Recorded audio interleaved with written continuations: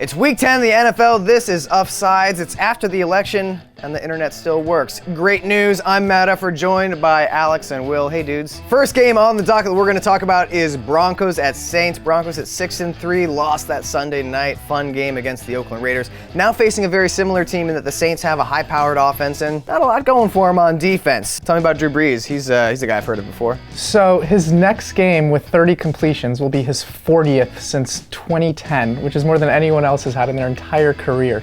A lot of numbers, homie.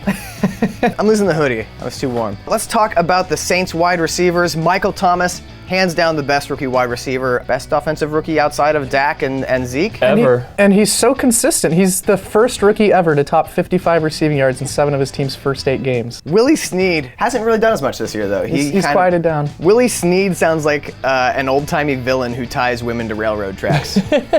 While twirling his mustache. Willie Snidely. His bleached mustache. I've ever been in a job where, like, you just in that job for so long that you just kind of stop caring about it. I feel like Sean Payton is kind of entering that territory where he's just been the Saints head coach for so long, like, probably doesn't even attend defensive meetings. He's just like, who's the defensive coordinator? Larry? He thinks it's still Rob Ryan. I have not seen Rob Ryan around in, like, months. Where is that guy? He said he was getting us lunch. Oh, the Broncos. Ruiners of all things fun, the Broncos defense. They really are. I'm cool with having a great defense, but you gotta give me something on the other side of the ball. The Broncos are very much the UFC fighter with an amazing ground game and no striking ability. I don't need to see two sweaty men grapple that long. Come on, Broncos, give me some of them sweet, sweet offensive touchdowns. Just because you have a great D doesn't mean you're getting in these trousers.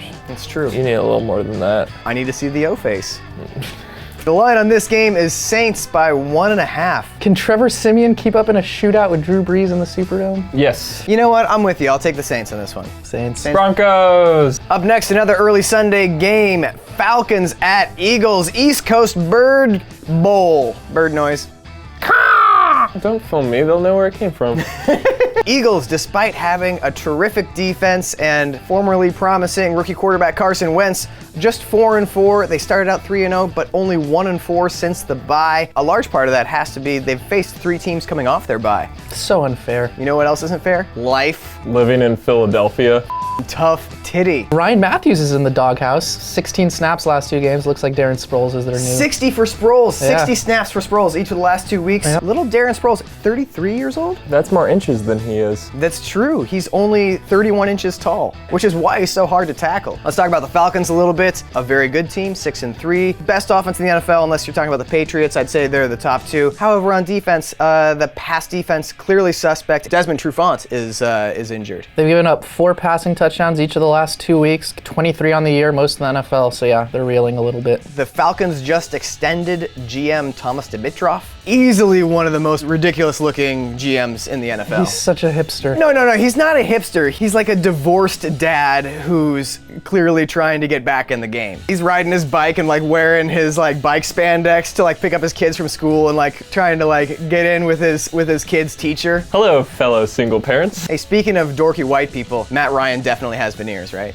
Like those are not real teeth. I just want to paint those like 3 little freckles on him. Just a little hayseed boy. Hey, mister! Hey, mister! Why don't you come down and see my local football team play? Hey, Alex, who's the Eagles' right tackle? Don't put me on that spot. I'm just asking you a player's name.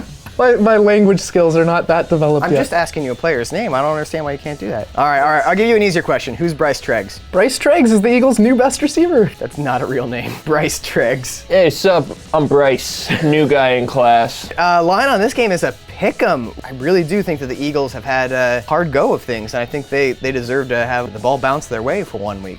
I gotta agree. I think Eagles. Oh boy. Oh gosh. We're gonna talk about it. America's game of the week. Cowboys at Steelers. The 2 worst fan bases in the entire NFL are easily, it's not even close, Cowboys and Steelers. Just want to say real quick, we're blessed to be here. No, God. Tony Romo might dress. Ooh, give it to me. Put it right in my veins. I gotta have that quarterback controversy. Backup quarterback Tony Romo. I don't know if he would supplant that Sanchez. The Dallas Cowboys, not only owners of a 7-1 record and the number 1 seed in the NFC right now, but also the best and worst producers of the Mannequin Challenge content. The Cowboys were okay, like they had Cole Beasley stuffed into the overhead compartment, that was entertaining. But then when like you have Jerry Jones and his septuagenarian friends like trying to hold, oh, don't try to pass that off on turbulence. I think realistically that was a little bit of rigor mortis prematurely setting in on Jerry Jones, and they were just like, shit, go with it, Mannequin Challenge. He has got to be exhausted from killing and robots in Westworld. Jerry Jones has like a second home in Westworld. He doesn't care about costs. He just wants to live free, man. Line on this game inexplicably favors Pittsburgh by 2.5 points. I'm gonna take the Cowboys away in this one. I'm gonna go Steelers. Sunday Night Football, Seahawks at Patriots. Fun fact, not many people know this, these two teams have never faced each other before. Really? No, I cannot recall any such time. Patriots are coming off of a bye. Seahawks, short week, traveling cross country after a Monday Night Football game that was, let's call it entertaining and leave it at that. Is Russell Wilson back? Kind of looked like he's back. I think Jimmy Graham back. Holy Jimmy Graham. That guy is a phoenix risen from the ashes. He has a better wingspan than phoenixes, actually. Phoenices? Nice. Phoenicians? Phoenices? Penises. We'd be remiss if we didn't acknowledge the fact that Donald Trump, the night before the election, announced that Tom Brady had called to let him know that he had already voted for Donald Trump. And of course, Bill Belichick wrote a letter supporting Donald Trump as well. And I think what's breaking my brain on this, I have looked at the Patriots as this organization that would take every opportunity to gain an edge, a competitive edge on its opponents, no matter the cost. Sometimes legal, sometimes not. And yet, I look at them supporting Donald Trump and I'm like, no, this is below them. Guys, I did not expect this from you. This game, the line is Patriots by a touchdown. I think that if you play this game, you could simulate this game. I think the Patriots win this game 90 or 95% of the time. Monday Night Football, Bengals at Giants. Feel the excitement. Pass. That's the end of the episode. Is Eli Dalton the most boring quarterback combination you could like dream up? You just said Eli Dalton and I envisioned someone who was cooler than both Eli Manning and Andy Dalton. Eli Dalton.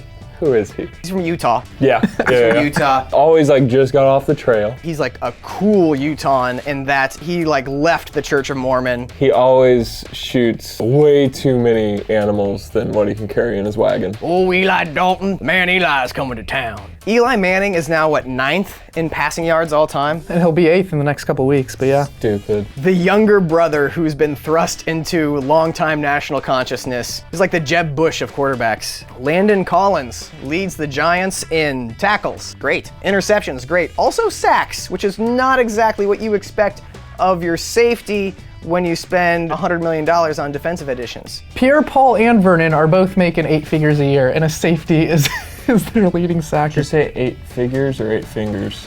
Oh boy. Going off on the status of defensive end hands, Olivier Vernon, what's happened to him? Olivier Vernon has a self-described smashed hand that he's playing with. Or shattered hand, sorry. Playing with a shattered hand? Playing with a shattered hand. Is that a medical term? Olivier, please have a seat. We've looked at the x-rays. We're gonna use a medical term. Oh, it got blowed up. Oh, your hand blowed up real bad, sir. Internally, your hand went boom. The Bengals are a team that is also in this game. Have we talked about Andy Dalton's logo yet? No. Have you seen it? Look at that. Oh.